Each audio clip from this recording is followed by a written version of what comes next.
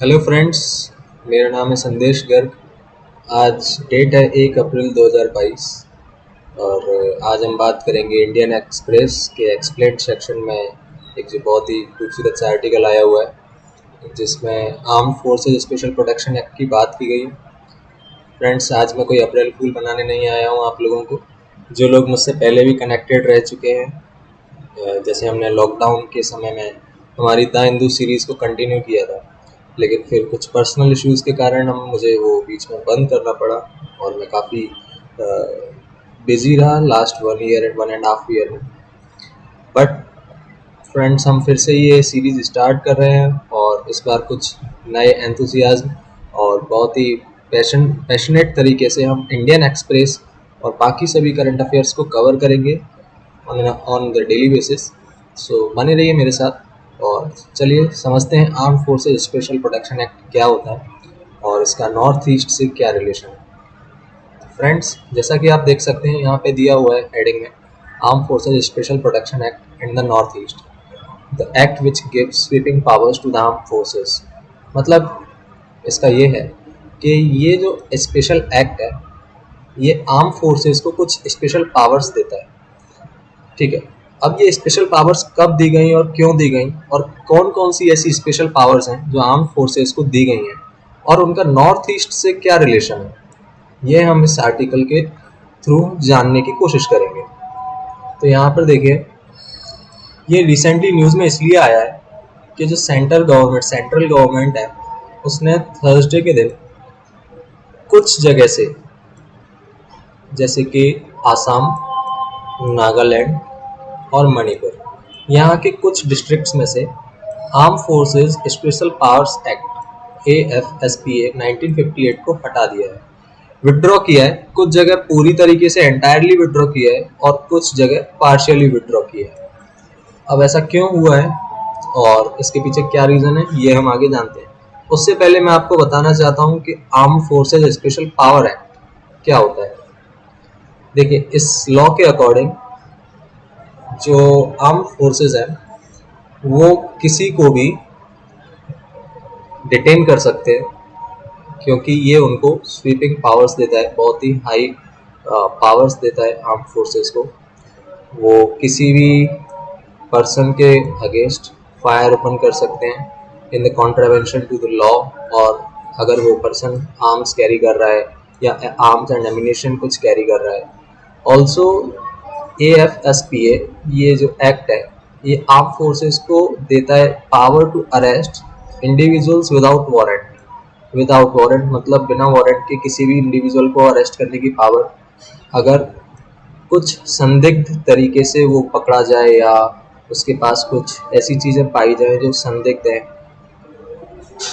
तो ये armed forces किसी भी पर्सन को डिटेन कर सकते हैं, अरेस्ट कर सकते हैं।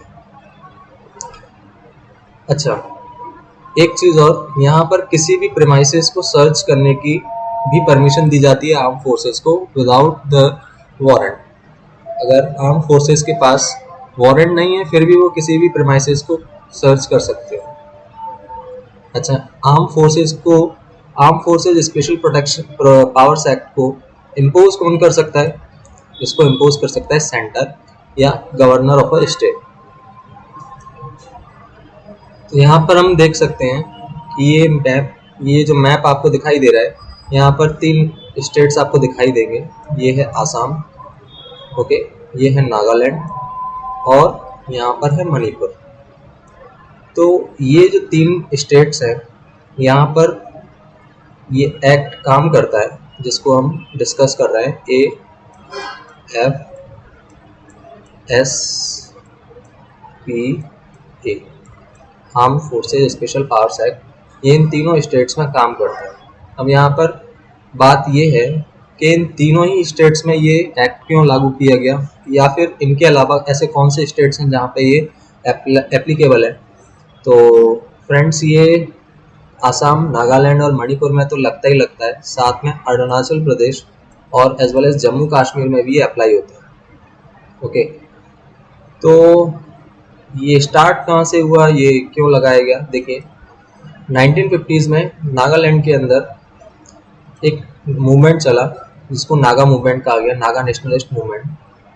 तो वहाँ जब आसाम पुलिस फोर्सेस थी, उन्होंने इस मूवमेंट को फोर्सफुली दबाने की कोशिश की। तो ये जो मूवमेंट था ये और बढ़ा और इंसर्जेंसी के केसेस बढ़ने लगे। देन सडनली इन 1950s ये armed forces special powers act was passed in parliament और subsequently it was imposed on the entire state, right. तो नागालैंड या नॉर्थ ईस्ट के जो स्टेट्स हैं, उनका ये कहना है कि we have been living under the shadow of this act since it was enacted in 1958, ठीक है, ऐसा इनका कहना है। और मणिपुर में भी इसको 1958 में लगाया गया था, राइट। धीरे धीरे जहाँ पर भी इंसर्जेंसी बढ़ती थी, सरकार वहाँ पे इस एक्ट को लागू कर देती थी, क्योंकि इंसर्जेंसी को रोकने का एक तरीका जो सरकार को समझ आता था वो था आर्म फोर्सेस के थ्रू फोर्सफुली। बट ऐसा करने से कई इनोसेंट लोगों की भी जान गई हैं इस एक्ट के अंडर। जैसे कि एक केस यहाँ पर भी डिस्कस किया गया है, जहाँ पर नागालैंड के अंदर 14 विलेजर्स को किल किया गया।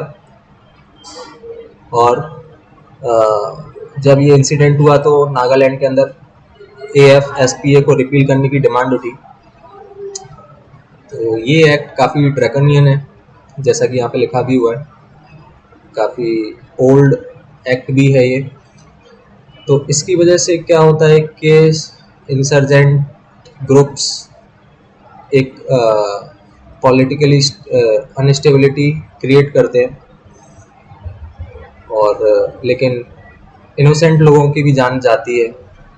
तो इसलिए सरकार ने इसको अभी रिपील करने का प्रयास किया है, विड्रॉ करने का प्रयास किया है, रिपील नहीं कहते हुए विड्रॉ करने का प्रयास किया है। कुछ डिस्ट्रिक्ट्स में से कुछ स्टेट में, कुछ डिस्ट्रिक्ट में हटाया गया, जैसे आसाम में 23 ऐसे डिस्ट्रिक्ट्स हैं जहाँ से पूरी तरीके से विड्रॉ कर लिया गया है, और कुछ जगह पार्शियली अभी विड्रॉ किया गया है।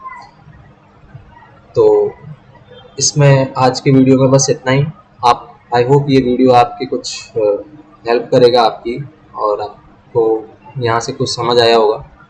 बाकी आप इसको पढ़ें आगे, आर्म फोर्सेस स्पेशल एक्ट को, स्पेशल पावर्स एक्ट को, और कमेंट सेक्शन में मुझे बताएं कि जो प्रीवियस ईयर क्वेश्चन है रिगार्डिंग UPSC वो इसमें कैसे आते हैं, और क्या ये आर्टिकल आपके लिए हेल्पफुल है या नहीं। Thank you so much, good evening, bye bye.